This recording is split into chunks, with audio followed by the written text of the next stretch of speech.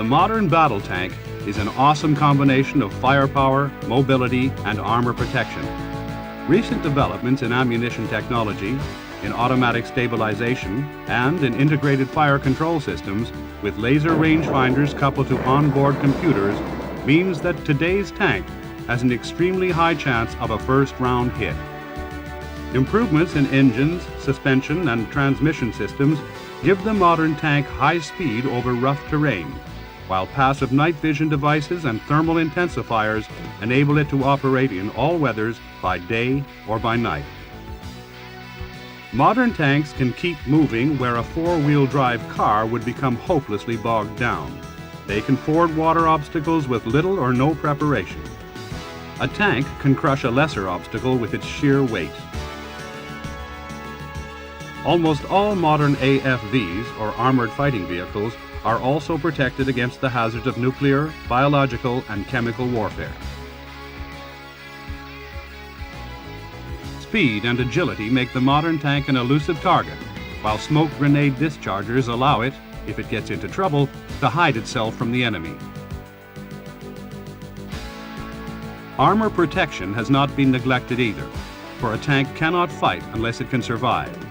The still-secret Chobham armor fitted to the latest British, American, and West German tanks makes them almost invulnerable to frontal attack. Above all, the modern tank can deliver a terrific punch, which could not have been dreamed of by the original designers in the First World War. First World War tanks were slow, cumbersome, and only had armor protection against machine gun fire, but the concept proved workable. During the interwar years, many weird and wonderful designs were developed, some combining wheels and tracks to give good on- and off-road performance, but such machines were too complicated. Gradually, the shape of the modern tank emerged, fully tracked and with a revolving turret. Early AFVs were always compared with the cavalry. The Swedish IKV-91 is variously defined as a light tank and a tank destroyer. First entering service in the mid-1970s, it is a low, sleek, four-man vehicle weighing only 16 tons and is principally designed for infantry support operations. The IKV-91's low silhouette makes it a difficult target to hit, even with modern missiles aimed through night vision sights. IKV-91 is itself fitted with comprehensive night vision and sighting systems.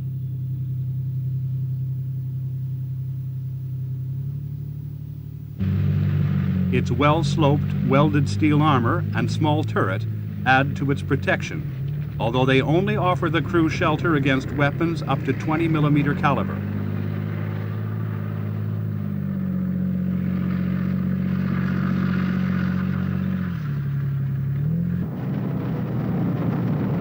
A top speed of over 40 miles per hour is a further asset. This comes from a 6-cylinder turbocharged diesel engine, which also gives a range of 310 miles. Main armament of the IKV-91 is a Bofors low-pressure 90mm gun with a fume extractor in the middle of the barrel. This can fire high-explosive, armor-piercing rounds at 2,700 feet per second. Reloading is extremely fast.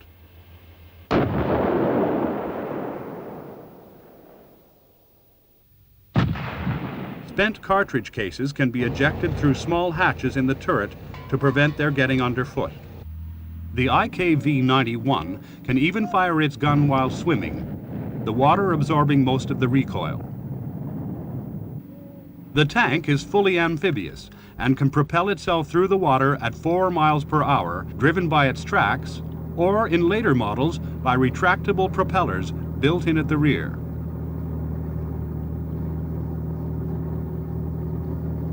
Screens prevent water slopping into the engine or fighting compartment, and a bow vane protects against being swamped by waves.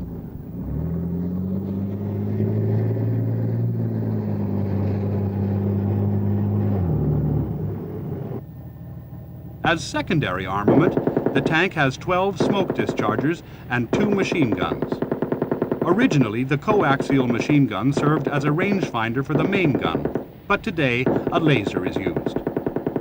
The machine guns are, however, still useful against enemy infantry positions.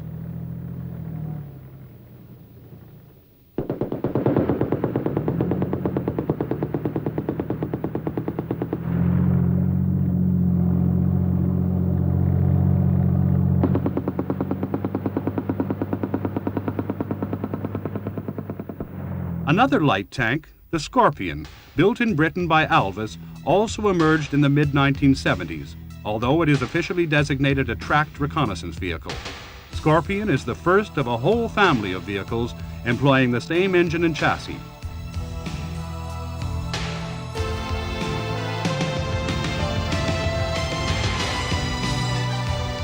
Weighing only some 8 tons, all are air portable, a factor which has led to their wide export around the world.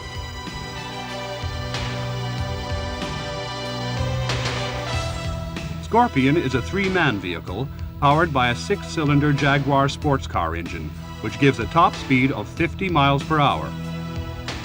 More recently, a diesel engine has been fitted, which together with other improvements is claimed to give 30% better performance. The vehicle's cross-country maneuverability is exceptional, and it proved its worth in the Falklands conflict, particularly during the final fighting around Mount Tumbledown and Port Stanley.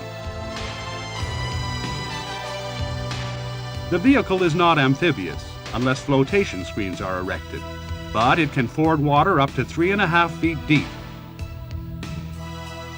Scorpion has only aluminum armor, but further crew protection is afforded by the front-mounted engine. The tank's main 76mm gun fires APDS, armor-piercing discarding sabot ammunition, effective at up to some 1,600 yards. A variant of Scorpion, called Scimitar, is armed with a quick-firing 30mm Rardin cannon, which is devastating against other lightly armored AFVs. A 90mm gun can also be fitted to give an even greater anti-tank capability.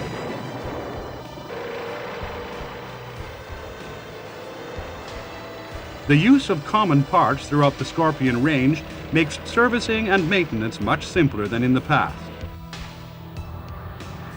Other members of the Scorpion family include an ambulance, armored personnel carrier, command and engineer vehicles, and a missile-armed tank destroyer.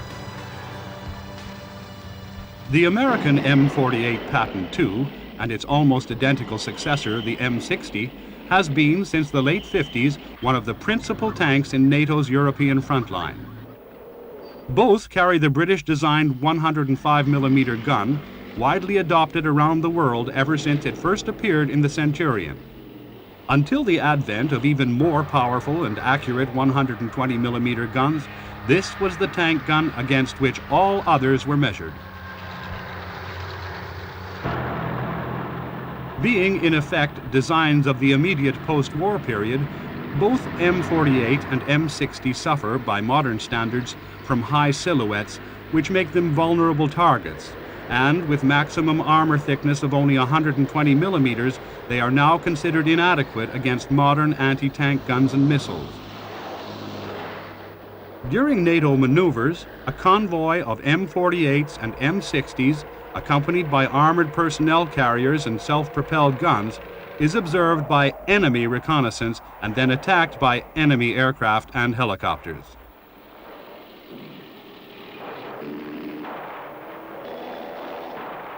On today's battlefield, the agile helicopter, with its ability to fire missiles while hovering in a fold of ground or in the tree line, is probably the tank's main enemy. Crews of tanks and other armor cannot hear the aircraft over the sound of their own tracks and engines. Also, apart from top-mounted machine guns, they usually lack defenses against air attack.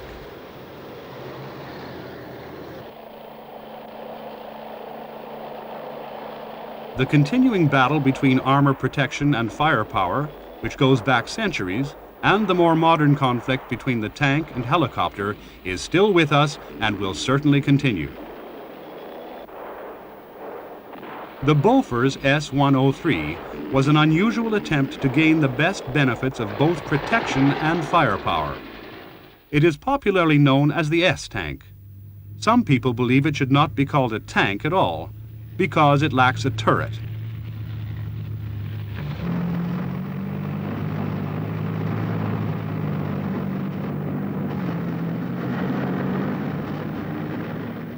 All tanks have a fully tracked chassis, which give them good mobility over smooth or uneven ground.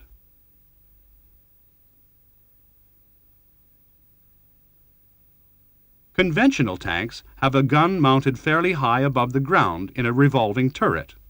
The S-tank, however, has its 105mm weapon mounted in the top of the low-slung hull, fed by an automatic loader at the rear. The S-tank is normally crewed by 3 men, seated centrally where they are best protected. At a pinch, it could be operated by 2 or even 1 man occupying either of the 2 front positions.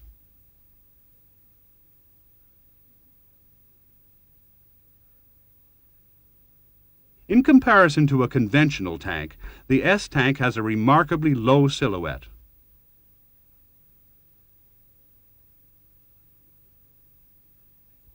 Lacking a turret, the S-tank aims its gun by swiveling its whole chassis. Elevation and depression are achieved by raising or lowering the hydropneumatic suspension.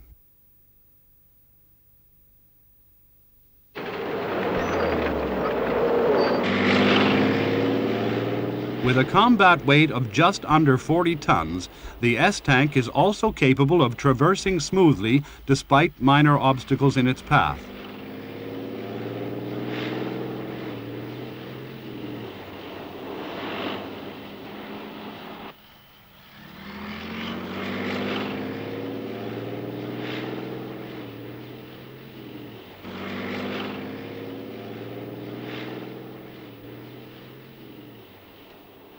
If a larger object gets in its way, it can swivel on its own axis to bring its gun to bear.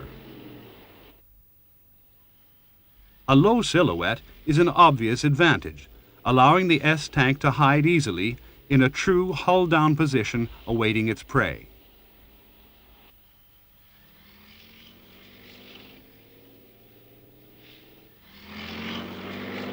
If cover is not immediately available, it can dig itself in using a frontal dozer blade, which when folded back into the traveling position also adds extra armor protection, particularly to the tracks.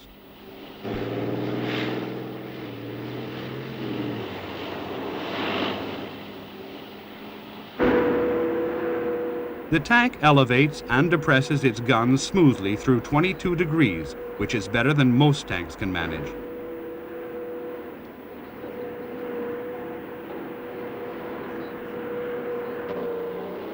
The advanced suspension gives an even ride over tricky obstacles.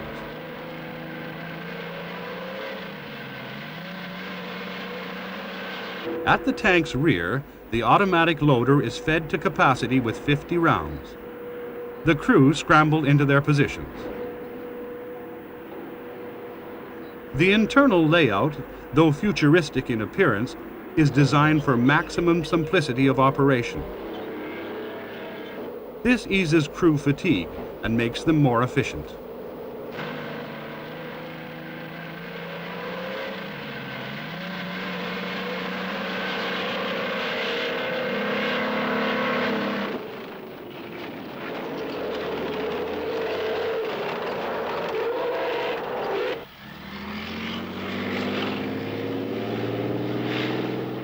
The driver usually aims and fires the gun acting on directions from the commander. However, the commander has duplicate controls and can take over at will using his gyro-stabilized sights. This can be important when an unexpected target suddenly appears.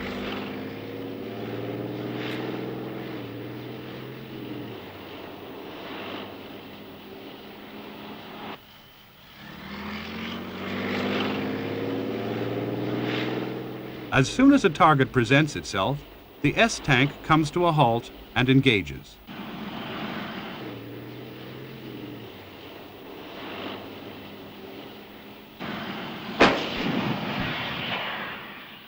Cartridge cases are automatically ejected after firing, saving clutter within the vehicle. The tank can then move forward again.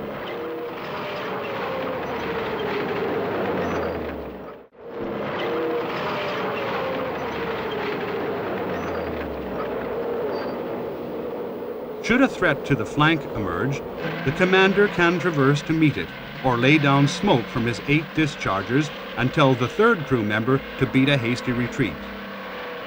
This man is normally the radio operator, but he has his own rearward-facing driving controls.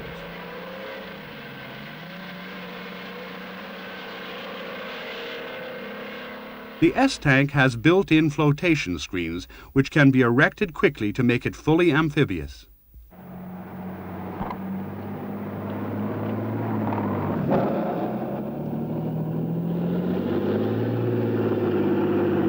In the water, the tank is propelled and steered by its tracks.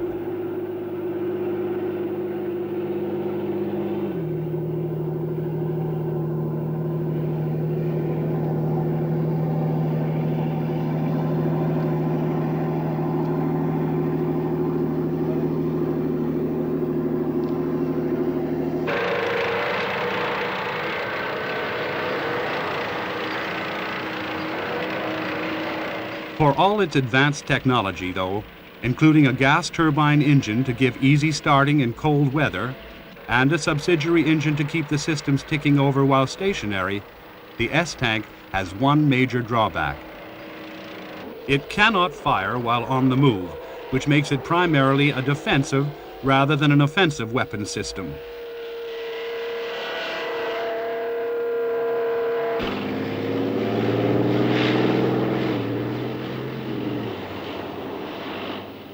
The same cannot be said about Chieftain, which has been the mainstay of the British Army since the early 1970s. Designed to replace the Centurion, which has seen so much action around the world since the 1950s, Chieftain was originally intended to be a tank in the 40-ton class. I must congratulate the Financial Secretary on one point in the Army estimates. There has been no tampering with the cavalry.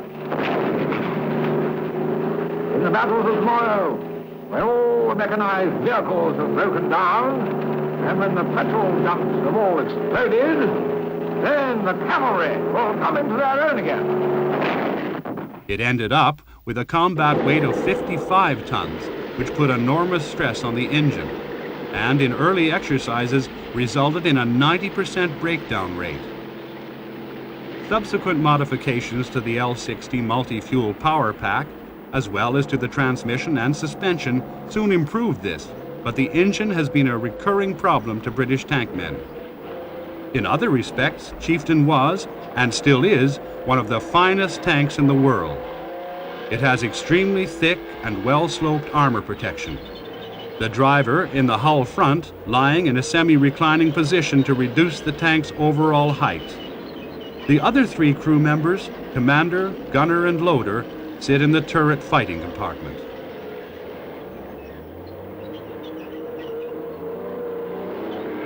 The principal feature of Chieftain is its extremely accurate 120mm rifled gun, which can fire a wide variety of different types of ammunition. These include high explosive and squash head rounds, as well as high-velocity APDS ammunition, which is said to be able to knock out any known enemy tank at ranges over 3,000 yards. The gun is fully stabilized to allow Chieftain to fire with equal accuracy while moving or stationary. Original Chieftains had a coaxial ranging machine gun, but they are now fitted with a fully computerized integrated fire control system and laser sight. During firing exercises, the crews are first briefed. They then deploy to their individual vehicles. As the tanks begin to roll onto the ranges, each flies a green flag.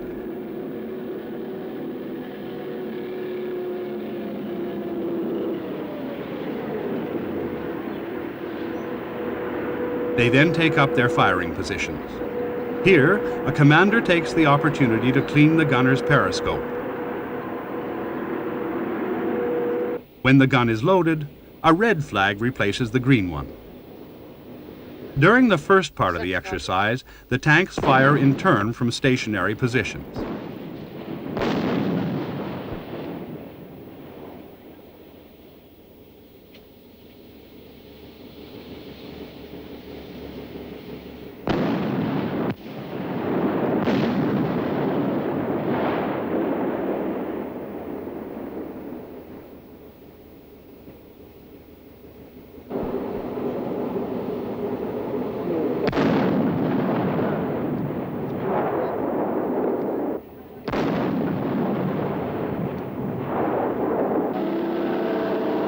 Later in the exercise, they engage moving targets while themselves traveling at speed. Machine guns also spatter imaginary infantry positions.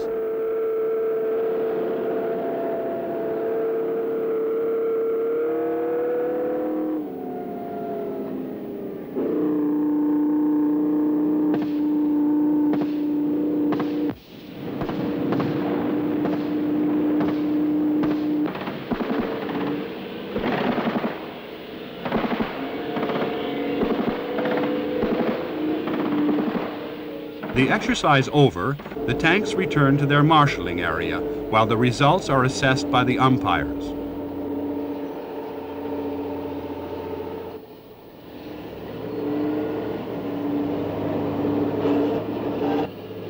For the crew of one tank, however, that engine seems to be playing up again.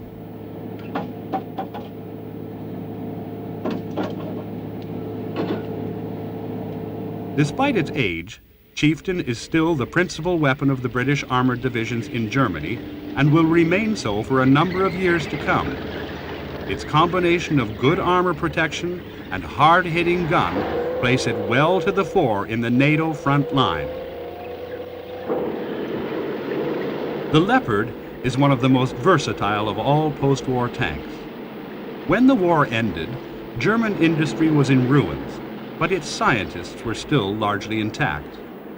Whereas British, American, and Russian tank technology was tied to the past, the Germans were able to rebuild from scratch. Germany's experience of armored warfare was far more extensive than that of the wartime Allies, and they used the experiments and mistakes of both sides to come up with one of the most versatile of all post-war tanks. The Leopard 1 is of conventional design, with hull and chassis surmounted by a fully revolving turret.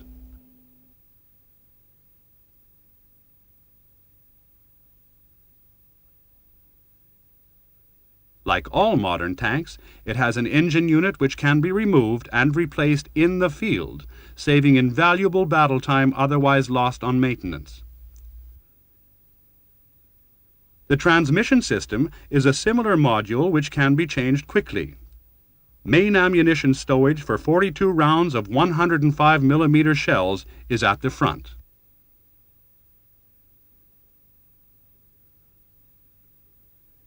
The gun is the proven British L7, as fitted to so many other post-war AFVs.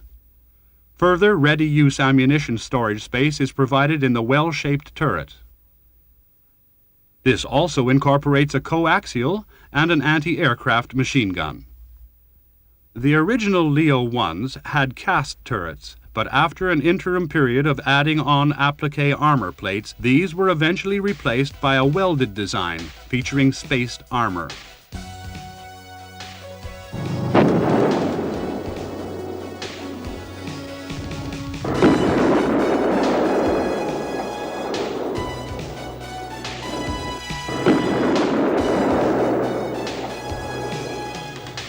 The Leopard is very much of an all-rounder with high agility and good cross-country handling.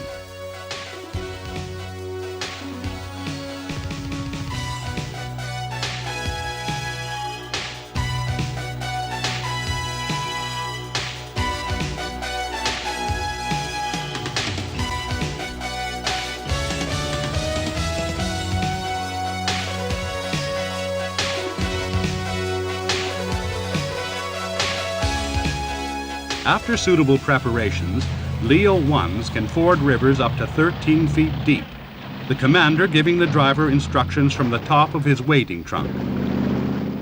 This is not a new idea. Panzer IIIs were similarly equipped during the Second World War for the planned invasion of Britain, which never came off, although they did see valuable use later in Russia.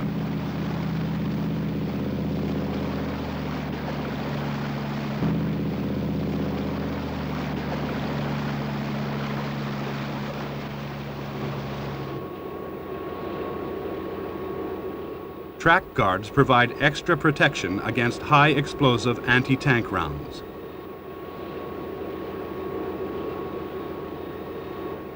Mud and snow groutsers are routinely carried on the glacis plate and can replace the rubber track pads when required. The German army remembers the problems its tanks had during the Russian winters.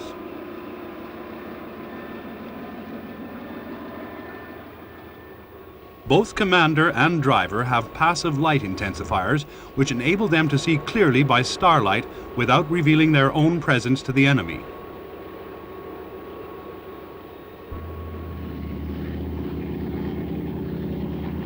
Because it weighs only 40 tons, the Leopard 1's 830 horsepower engine gives it extraordinary agility at a top speed of over 40 miles per hour.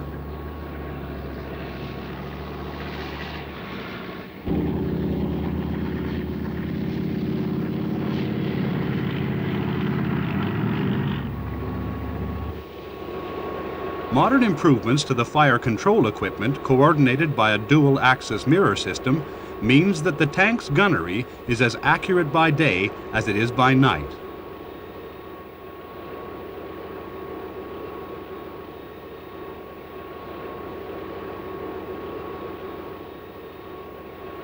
A laser rangefinder is now also being retrofitted as standard, which improves the chances of a first-round hit.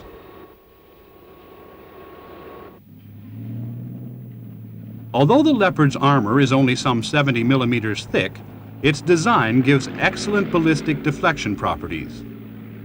An overpressure NBC system gives the crew additional protection against air contamination. Leo 1s are also provided with smoke grenade launchers to provide rapid screening in the event of a surprise attack.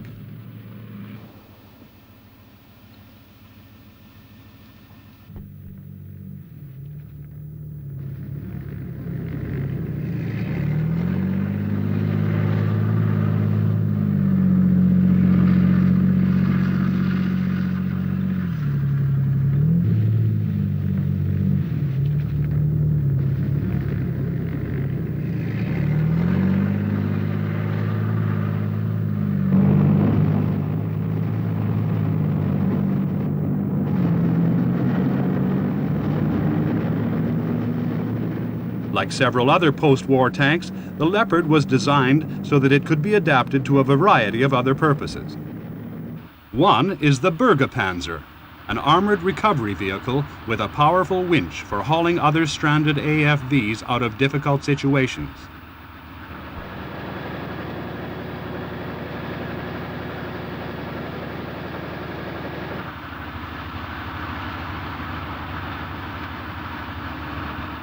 It also has a bulldozer blade and a crane, which is used in changing Leopard engine packs. The Panzer normally carries a spare engine on its rear hull for just this purpose.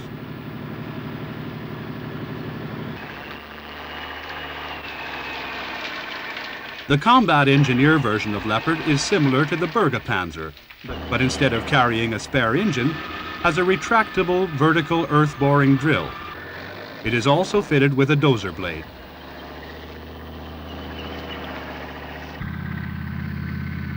One of the most impressive of Leopard variants is the Biber.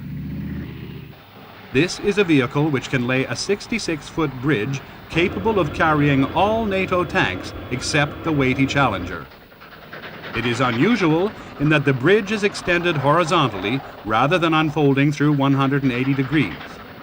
This helps conceal the vehicle from the enemy.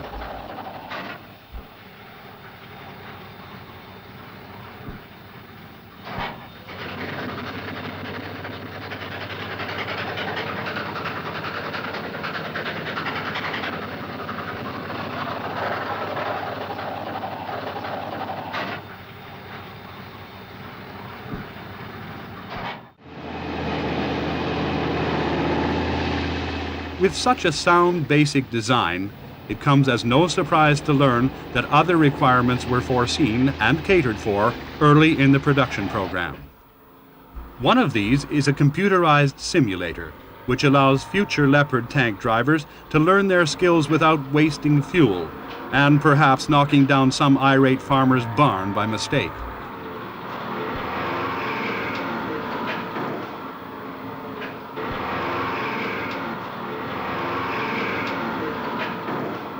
A tiny road wheel follows the driver's control movements over a miniaturized landscape, and pictures from a small TV camera on the road wheel show him where he is.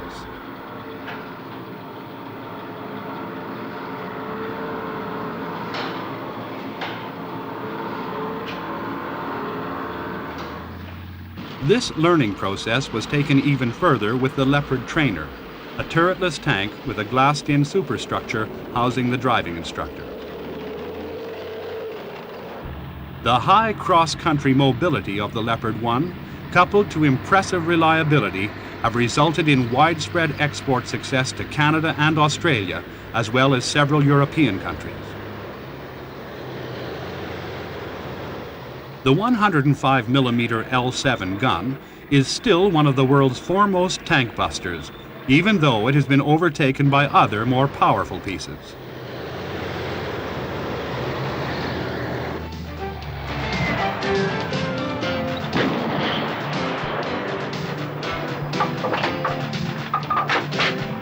Get out and fire!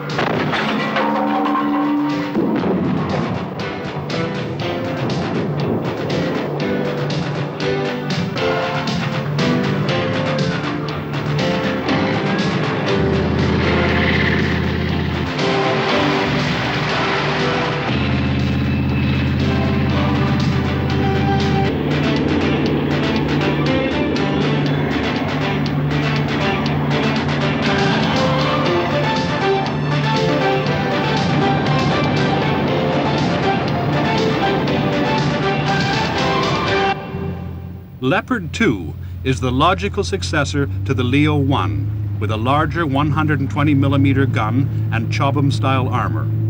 It evolved from talks with America in the 1970s aimed at jointly producing a new NATO tank. But these eventually foundered, so the Germans went ahead with their own design. The Rheinmetall 120mm smoothbore gun, developed for the Leopard 2, is extremely accurate. It can kill enemy tanks at ranges up to 4,000 yards by day or night. The gun, which is also fitted in the American M1 A1, fires fin-stabilized ammunition. Two types of anti-tank rounds are available: APDS and HEAT, or high explosive anti-tank. The cartridge cases are semi-combustible to reduce clutter in the fighting compartment. The gun sights are fully stabilized. On the left, an unstabilized view. On the right, the gunner's view. A thermal image intensifier picks up the infrared signature of a target vehicle so the gunner can lock on under all weather conditions in daylight or darkness.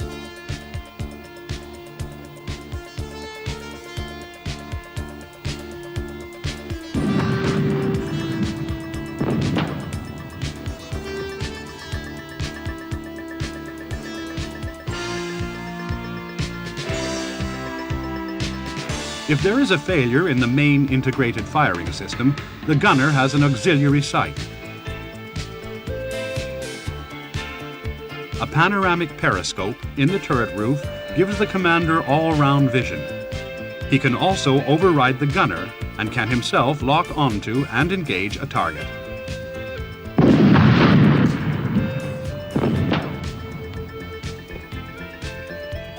The integrated fire control computer automatically processes all necessary data. This includes range, type of ammunition selected, cant angle of own vehicle, movement of target, and movement of own vehicle. The gun can fire with equal accuracy whether the tank is moving or stationary.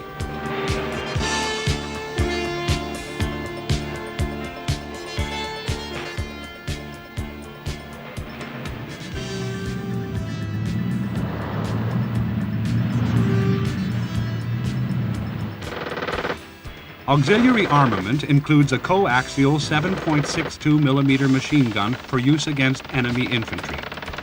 There is also an anti-aircraft machine gun on the turret roof.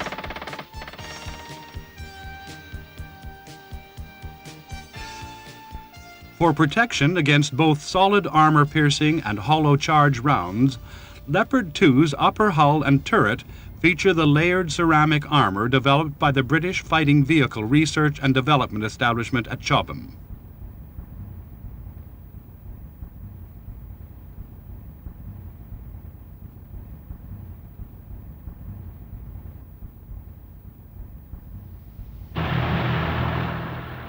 The tank's floor plates are specially shaped to diminish the effect of mine explosions.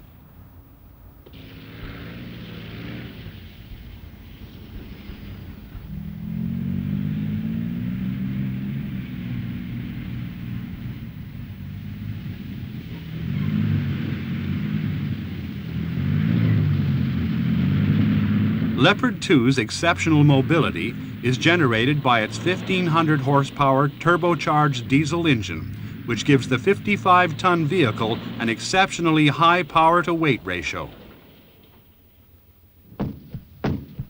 Turret-mounted smoke grenade dischargers allow it to escape if attacked in an unfavorable position.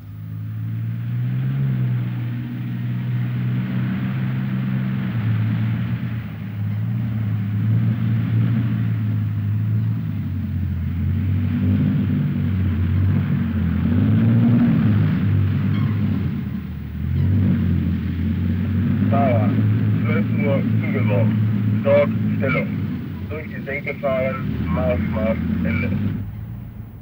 Filters to protect the crew from nuclear, biological, and chemical contamination can be changed from outside the tank.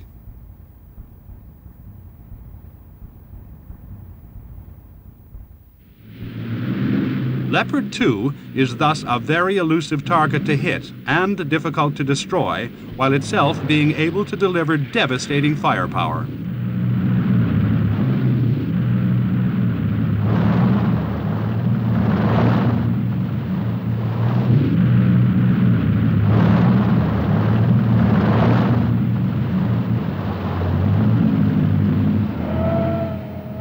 For speed, it can accelerate from a standing start to 32 kilometers or 20 miles per hour in only 6 seconds. Leo 1 has a top speed of 72 kilometers or 45 miles per hour.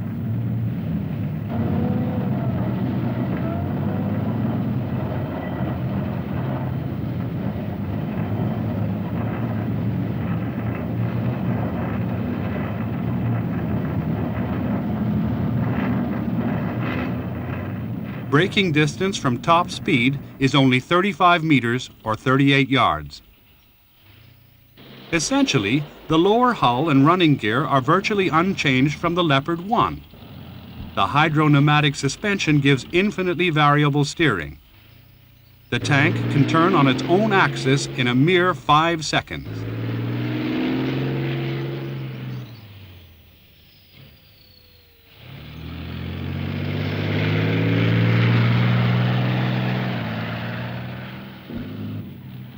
Leopard 2 can easily cross a 10-foot trench. It can also climb anti-tank obstacles over 3 feet high. Even sets of road obstacles do not interrupt the smooth ride. Like the Leopard 1, Leo 2 can be quickly fitted with deep wading equipment, allowing it to cross rivers up to 13 feet deep. The commander directs the driver from his conning tower while the vehicle is submerged.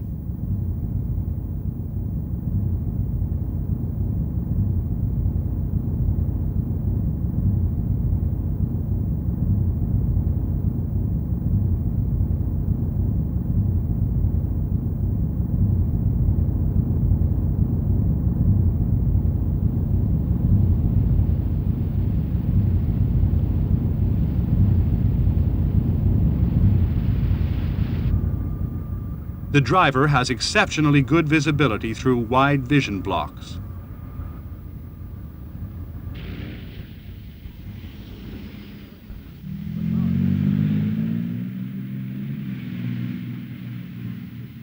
Ease of maintenance is a major feature of both Leo 1 and 2. With the help of a Bergepanzer's crane, the entire engine pack can be changed in the field in only 15 minutes.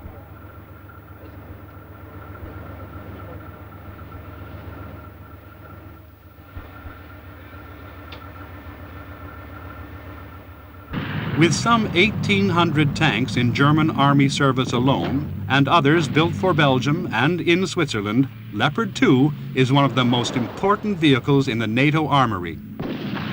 Its exceptional firepower, mobility, and cross-country performance will certainly enable it to give a good account of itself if ever called upon to do so. The blunt-nosed AMX-40 is descended from the AMX-30, which was produced from the mid-1960s. The French, with long experience of desert warfare, have produced a tank especially suited for dry, dusty, and rocky landscapes. The AMX-40 has a French-designed 120mm smoothbore gun firing fin-stabilized rounds with an effective anti-tank range of over 3,000 yards. Unusually, it has a coaxial 20mm quick-firing cannon instead of a machine gun.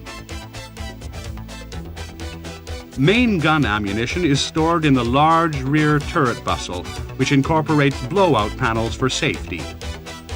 The ammunition cartridges are combustible.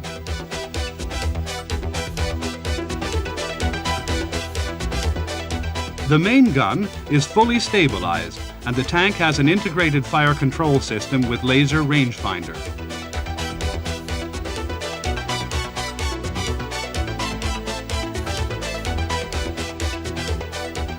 With all-round vision, as in the Leopard 2, the commander can acquire a target with his panoramic periscope.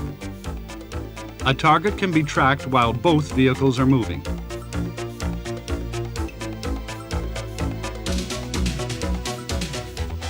Next, the main gun is aligned on the target. The laser is brought into play, the computer makes final adjustments, and the gun is fired. As with most modern tanks, this gives something like 90% first round hit probability.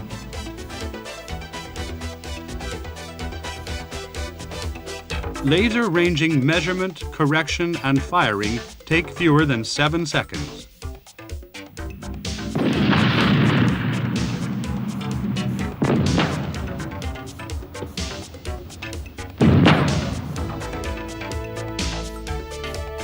Armor penetration with either solid discarding sabot or hollow charge rounds is impressive.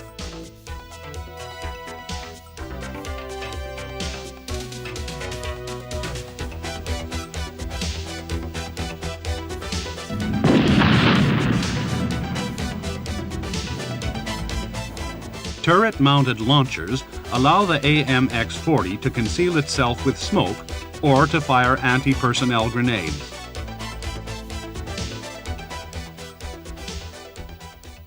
Passive night vision equipment enables the tank to continue fighting after darkness has fallen.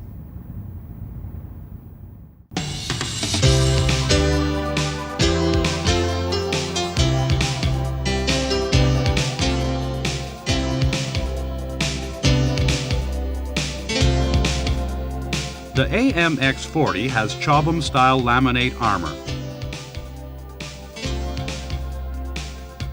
It has good cross-country mobility, whether the ground is hard or soft. An 1,100 horsepower diesel engine gives the tank a top speed of 44 miles per hour and a range of 370 miles.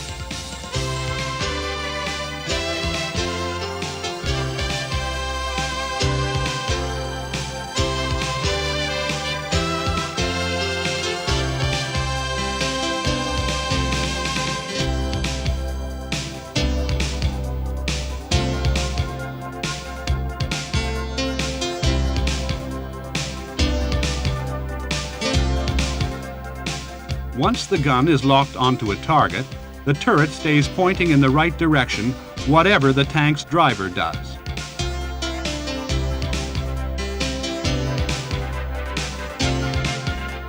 As with all modern tanks, The AMX-40 has automatic fire extinguishing equipment and is fully protected against contamination hazards.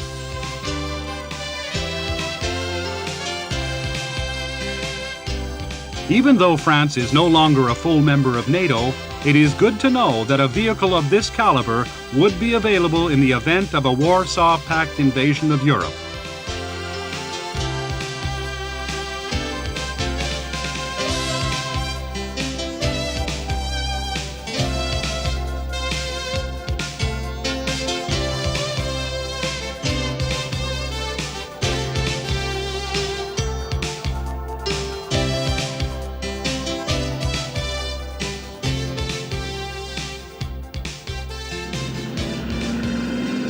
The Abrams tank comes in two versions.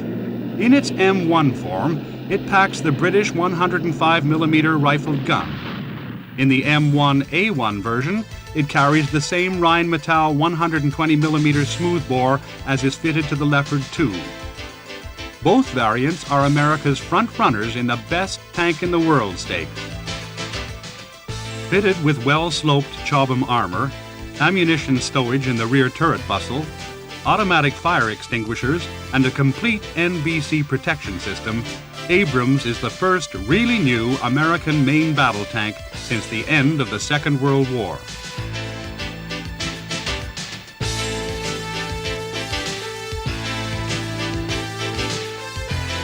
Propulsion is by means of a high-performance 1,500 horsepower gas turbine engine, which gives easy starting under the coldest weather conditions and a high power-to-weight ratio. Unfortunately, the engine runs very hot while idling, producing a high infrared signature for the enemy to detect. The 120mm gun on the M1A1 has laser range finding, integrated fire control systems with onboard computer, fully automatic stabilization, and everything else you would expect in a modern main battle tank. First round hit and kill capability is thus almost assured. Abrams has a power-to-weight ratio and cross-country performance virtually identical to the Leo 2, partly as a result of the American and West German government's cooperation during the early design stages. Top speed is about 45 miles per hour. Trench and vertical obstacle capabilities are also just about the same as the Leo 2. Range is over 300 miles.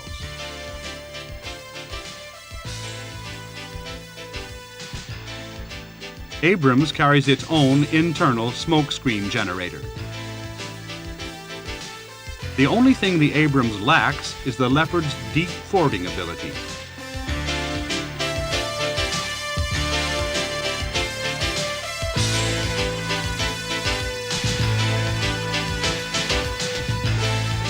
Rivalry between NATO's tank crews is, even if friendly, intense. The Canadian Army Trophy competition, popularly known as the Cat Shoot, provides a safety vent for this rivalry every 2 years. Display red. The competition involves firing live rounds at static and moving targets while stationary and on the move yourself, as well as machine gunning infantry positions. Points are scored not just for accuracy, but also for the time spent in acquiring each target. In a recent competition, the U.S. 8th Armored Division, equipped with 105mm armed M1s, stole a last-minute victory over the West German 124th Panzer Battalion's Leopard 2s. Third were the Belgians, also with Leo 2s, and fourth the Canadians with Leo 1s. It all goes to show, no matter how advanced your technology and crew training, skill and morale are what count in the final analysis.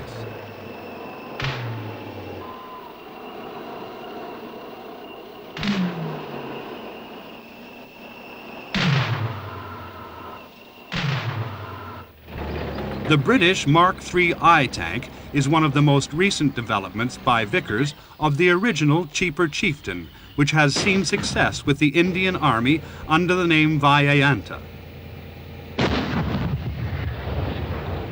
Companies such as Vickers Defence Systems have a long tradition of private ventures, and British industry is constantly producing new developments which the government of the day doesn't want or can't afford. Industry also appreciates that the stringent requirements of NATO are not always required by other countries.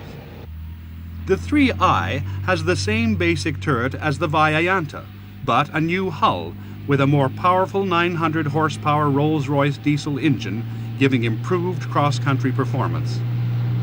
Produced for export only, it does not have CHIEFTAIN armor protection and retains the 105mm L7 gun. If that gun can still win cat shoots, though, this is no real disadvantage.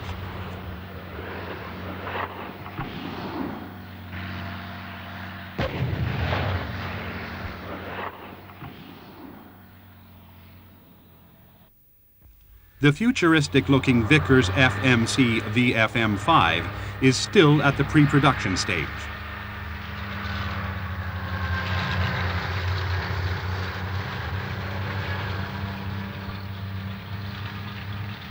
With both turret and hull built of aluminum, the VFM5 weighs in at less than 20 tons. The contoured shape is specially designed to reduce shot traps and improve battlefield survivability.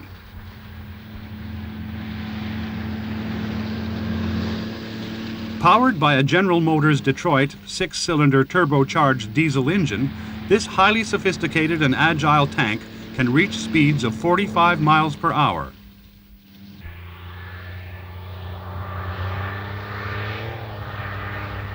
This could be exactly what overseas customers want in a lightweight, cost-effective vehicle, but fitted with modern vision and sighting equipment and a fully stabilized 105mm gun.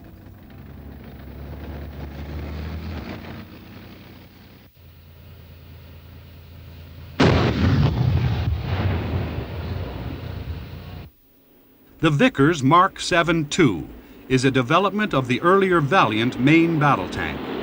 It could be described as a lightweight challenger and shares many of the same characteristics, including the basic hull and turret shape.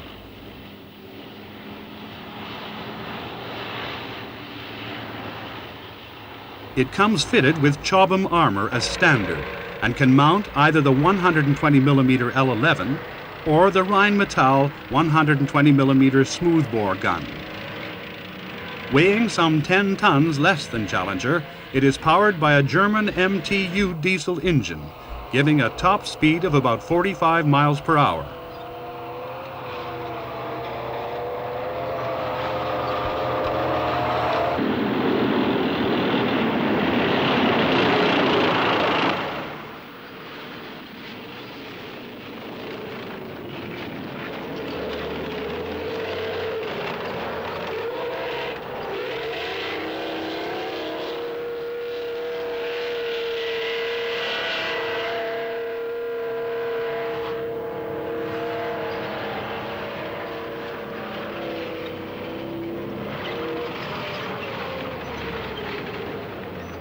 All sights are independently stabilized to enable the commander and gunner to select, hold, and engage a target on the move by day and night.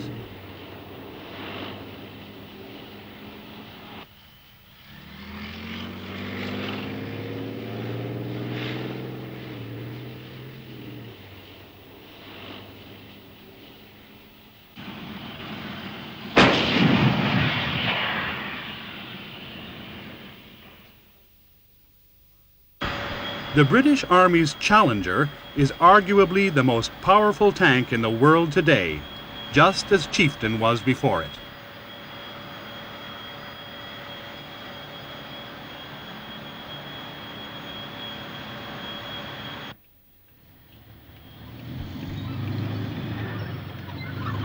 Work had begun on a successor to Chieftain as soon as it started entering service. But after a long, drawn-out development period with rapidly rising costs, the MBT-80, as it was known, was abandoned. By this time, though, an improved Chieftain was in production for export to Iran. When the Shah was toppled by the Ayatollahs, the British Army was able to buy these tanks, renamed Challenger.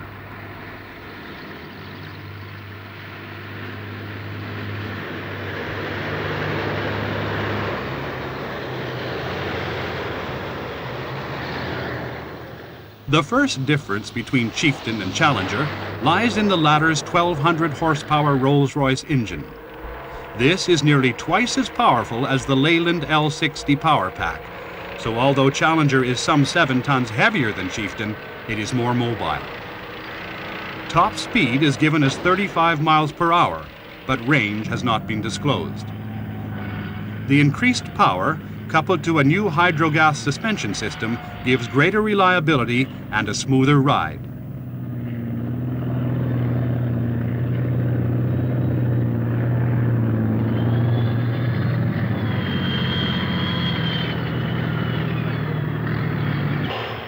Main armament is the same 120mm L11A5 rifle gun as on the Chieftain, although a new high-pressure version is under development.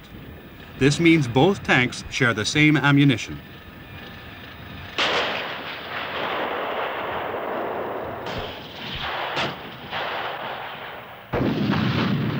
Challenger was the first tank in the world to be fitted with the revolutionary Chobham armor, which provides protection equal to 4 times the thickness of conventional hardened steel, but weighs considerably less.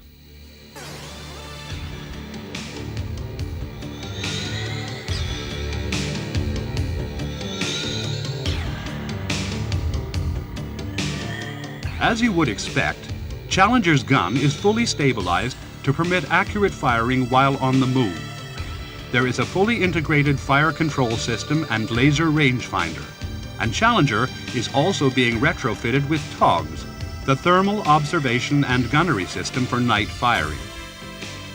Secondary armament comprises a coaxial and an anti-aircraft machine gun. Conventional smoke dischargers are being replaced by a new system which protects the tank from infrared as well as visual observation.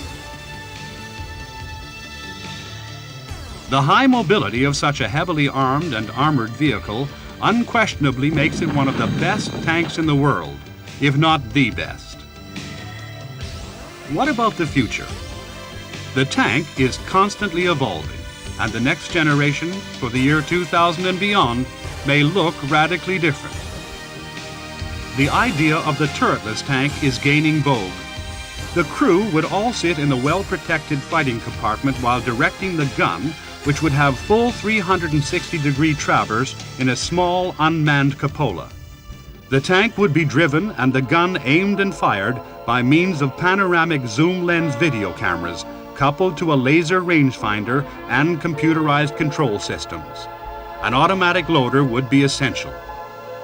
Given this sort of configuration, the gun could possibly be given enough elevation to allow it to double as an anti-aircraft weapon, but this would mean finding room in the vehicle for target acquisition and tracking radars. The ultimate tank may in fact be entirely unmanned, a robot vehicle remotely controlled by a crew sitting safely in a bunker miles away. But self-styled experts have been saying the same about the manned combat aircraft for decades, and there is still no real replacement for the man on the spot.